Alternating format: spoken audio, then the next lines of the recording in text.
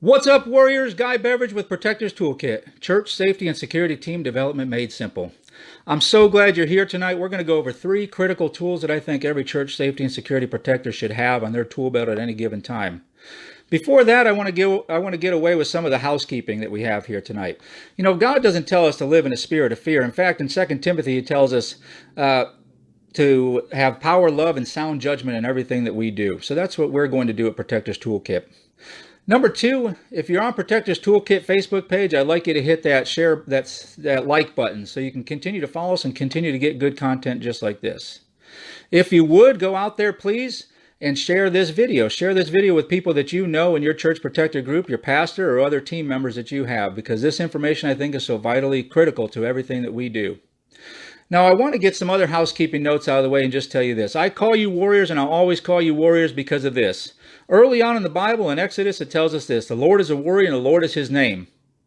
And I know that I'm created in His image, so guess what? That makes me a warrior, and you are too. In your church, wherever you serve, you are a warrior. Believe it or not, you've got to have that mentality. You've got to have that warrior spirit with everything you do and have love in your heart when you do it.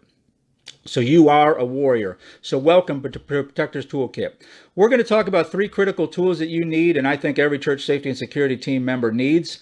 And now it would be very easy where I am in my background to easily just say, here's the type of flashlight you should carry. Here's the type of multi-tool you should carry. Here's the type of gun you should carry. It'd be very easy for me to say the Glock is the best pistol ever developed. And you couldn't disagree. I'll just wait for the comments on that one. But what I want to talk about tonight is not specific tools, hard tools that we need. I think that's been done. I think everyday carry stuff is out there and it's done to death a lot of times. And it's all one man's opinion on the tool that you need. The tool that you need is the tool that you're going to use when you talk about physical tools like that. Tonight, what I'm going to talk about is a couple different things. Number 1, the tool I want to talk about is wisdom. You know, wisdom's not the same as knowledge. If you have knowledge and you have facts and truth and perception and you don't apply it, then you don't have wisdom. Some of the qualities, or primary qualities of wisdom, are prudence. That's acting in ways that are likely to get you good results. The other quality of wisdom is understanding. That's accurate knowledge of the world and how it works and why it is the way it is. And then last but not least is flexibility. Being able to take in all the information you have, the facts and the truths and the perceptions that you have, and apply it appropriately. And being flexible when you do it, not be so rigid in your understanding. So wisdom is one of those tools I think everybody on the team should have and have at their disposal at any given moment, no matter where they serve within the church. Wisdom is the first tool. If you're just joining us, we're talking about 3 critical tools I think are necessary for church safety and security. We're going over wisdom was the first one we're talking about. Now we're moving on to discernment. Now, discernment is big. You can find discernment in the Bible a lot of different times in a lot of different ways. There's a ton of articles and Bible passages on spiritual discernment. But what I'm talking about here is using your head and your heart in decision making. The character quality of discernment can be developed only if you engage, grow, and change if you need to.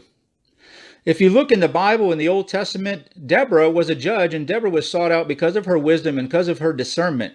She was very impartial in everything she did, and she's one of the most powerful women in the Bible.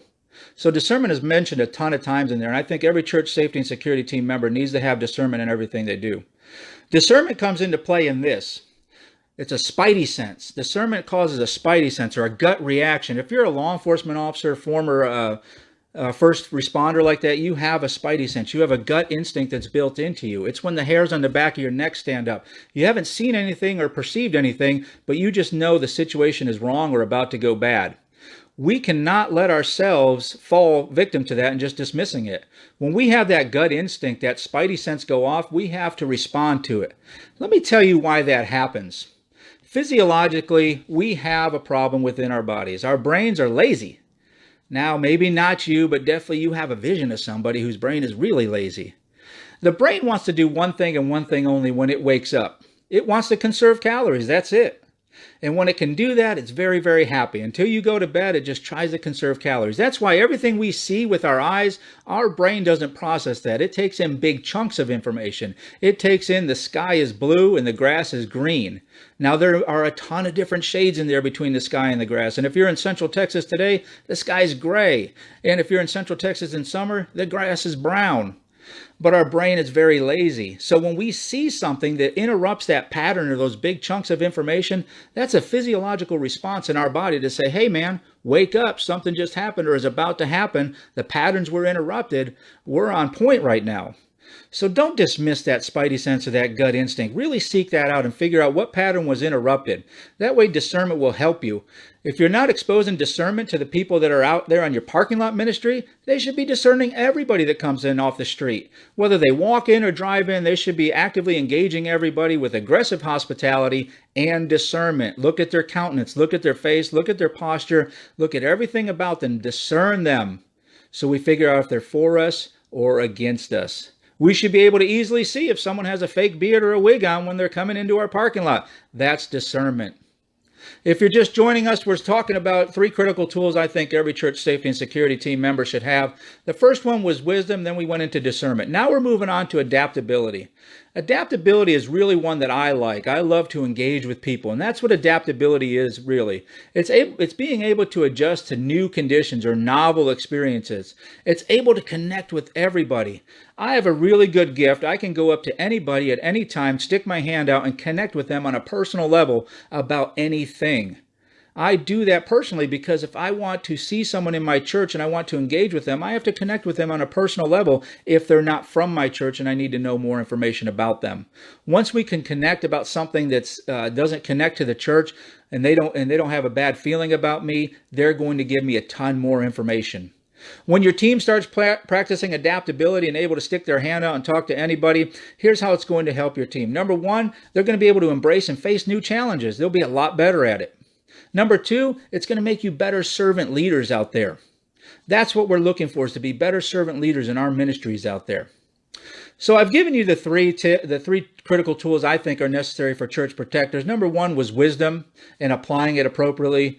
Number 2 was discernment, being able to figure out what is going on and what is around you, don't dismissing your spidey sense. Number 3 was adaptability, sticking your hand out and being able to connect with anybody so you can learn more information about them.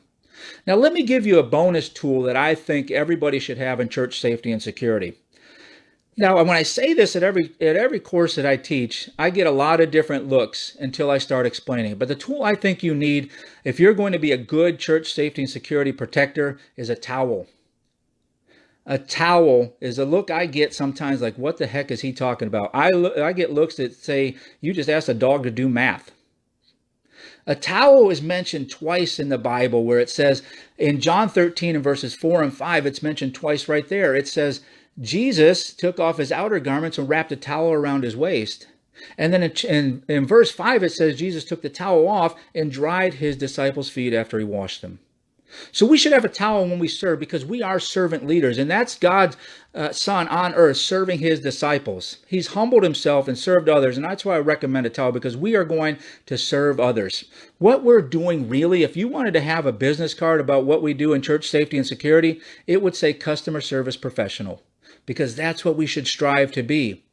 When you've ever been involved in a situation where you bought something and got really good customer service, you told others about it. You went back and you sought that out again. If you went to a restaurant and got really good customer service, chances are you ate there again and you recruited people to eat there as well. And wouldn't that be nice in church safety and security if people said nice things about us every time they interacted with us and wanted to come back to us every single time? So there you have it, warriors. There's your 3 critical tools and 1 bonus tool I think you need to be a good safety and security team member and a protector of others. Remember to share this video as far and wide as possible. Sharing is caring. As iron sharpens iron, so one man sharpens another. And let's not forget that. Let's share it far and wide so we can be better at this and we can share with one another all these tools and tips and techniques so we can serve others better.